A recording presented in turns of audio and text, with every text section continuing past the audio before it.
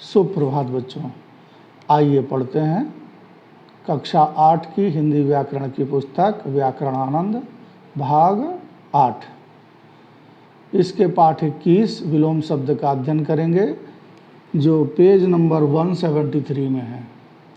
विलोम शब्द क्या हैं? एक दूसरे के उल्टे शब्दों को एक दूसरे शब्दों के उल्टे अर्थ को बताने वाले विलोम शब्द कहते हैं। कुछ शब्दों के अर्थ एक दूसरे के उल्टे होते हैं, ऐसे शब्द विलोम शब्द कहलाते हैं। विपरीतार्थक शब्द भी कहते हैं हम इन्हें। उदाहरण: स्थिर, अस्थिर, प्रसन्न, अप्रसन्न, मधुर, कटु, प्रकट, गुप्त। आपके पुस्तक में बहुत सारे उदाहरण दिए हुए हैं। इन उदाहरणों को पढ़ करके हम इनको समझेंगे, जानेंगे। कोई क्लिष्टता, जटिलता या कठिनता होगी तो मैं आपको बताऊंगा। शब्द हैं सत्य, मिथ्या, उत्तर, दक्षिण, सफल, असफल, बाहर, भीतर, सूक्ष्म, स्थूल, मान, अपमान, उग्र, शांत, मनुष्यता, पशुता, बहुतंत्र, एकतंत्र, प्रतिकूल, अनुकूल, तानाशाही, लोकतंत्र, लज्जाशील, निर्लज्ज, साकार, निराकार, तरल, ठोस, पुलकित, दुखी, विरोध, समर्थन, आयात, निर्यात, विषाद, हर्ष, खिलना, मुरझाना, ग्राह्य, अग्राह्य, इच्छित, अनिच्छित, उपचार, अनुपचार।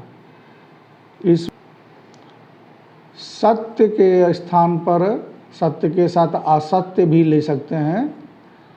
और सूक्ष्म, स्थूल, सूक्ष्म माने होता है छोटा, स्थूल माने भारी या बड़ा।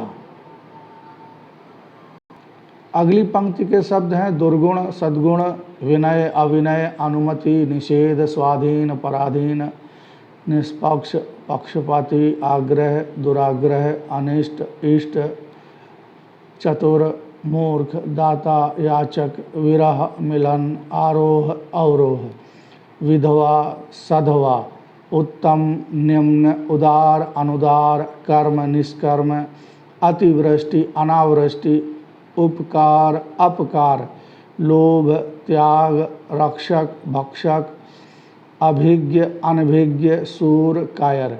कुछ शब्द इसमें ऐसे हैं जो जटिल हैं, मैं उनका अर्थ बताता चलता हूँ।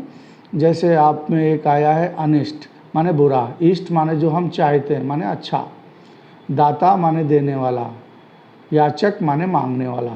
विधवा और सधवा आप दोनों जानते होंगे। विधवा स्त्री को कहते हैं और जिसकी पत्नी मर जाए उस व्यक्ति को विधुर कहते हैं। अतिवृष्टि अर्थात बाढ़, अनावृष्टि अर्थात सूखा। अगली लाइन देखते हैं प्राचीन, अर्वाचीन, आदि, अनादि, विपुल, न्यून, आरंभ, अंत, उपयोगी, अनुपयोगी, राग, विराग। राग माने अनुराग, प्रेम, विराग माने प्रेम का ना होना। गौरव, लाघव, ऋण, उऋण, गुण, अवगुण, स्वार्थ, परमार्थ, हिंसक, अहिंसक, विवादित, निर्विवादित, पहला, आखिरी, सरस, नीरस, अपेक्षित, उपेक्षित, उद्धत, अनुद्धत। उद्धत माने तैयार, अनुद्धत माने तैयार नहीं। मूक, वाचाल, योगी, भोगी, कपट, निष्कपट, अहंकारी, विनम्र, उतार, चढ़ाव, पतिव्रता, कुलटा।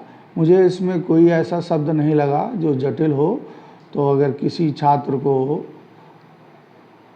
कोई शब्द जटिल लगता है तो कक्षा में, क्लासरूम में वो पूछ सकता है। आइए अगली टेबल में आपके कुछ शब्द दिए हुए उन्हें पढ़ते हैं। अथ, इति। अथ माने होता है शुरुआत, इति माने समाप्ति। शुष्क, आर्द्र, परलोक, इहलोक, सुकर्म, दुष्कर्म, औदार्य, अनौदार्य। औदार्य माने उदार, अनौदार्य माने अनुदार, माने जो उदार ना हो।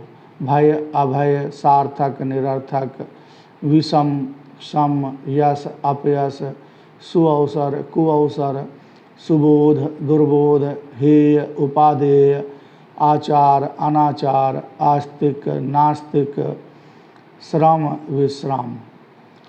इसमें कोई ऐसा शब्द नहीं है जो जटिल हो। शुष्क माने होता है ड्राई, आर्द्र माने होता है गीला। आदान प्रदान, आहार निराहार, ह्रास विकास, लौकिक पारलौकिक, लौकिक अर्थात सांसारिक, पारलौकिक अर्थात दैवीय या असंसारिक, जो हमारे संसार से संबंधित न हो।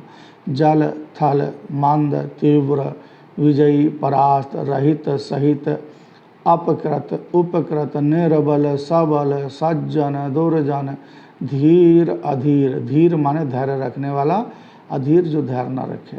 गुरु शिष्य निर्माण विनाश अनुराग विराग, राग और विराग का ही अनुराग और विराग है। अनुराग माने प्रेम होता है, विराग माने प्रेम का न होना।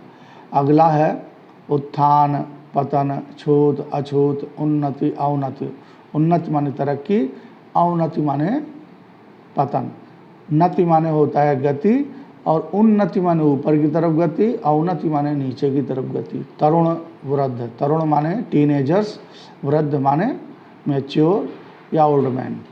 समास विग्रह, यहाँ समास और विग्रह का मतलब, समास माने होता है जोड़ना और विग्रह का मतलब होता है तोड़ना। समास का एक मतलब संक्षेप भी होता है, तो अगर संक्षेप लेके चलेंगे तो समास उसका उल्टा हो जाएगा व्यास। संश्लेषण विश्लेषण, सिंथेसिस एनालिसिस। उर्वर ऊसर उत्कर्ष अपकर्ष, उत्कर्ष माने ऊपर की तरफ बढ़ना, अपकर्ष माने नीचे की तरफ खींचना या बढ़ना, जिसको उन्नति और अवनति कह सकते हैं। अल्प अधिक गमन आगमन सुकर दुष्कर ऐश्वर्य अनैश्वर्य। ऐश्वर्य माने होता है धन दौलत वैभव, अनैश्वर्य माने भिखारी जैसा। आशावादी निराशावादी, रुग्ण माने बीमार, रुग्ण स्वस्थ है, आश्रित निराश्रित। इस प्रकार आपकी पुस्तक में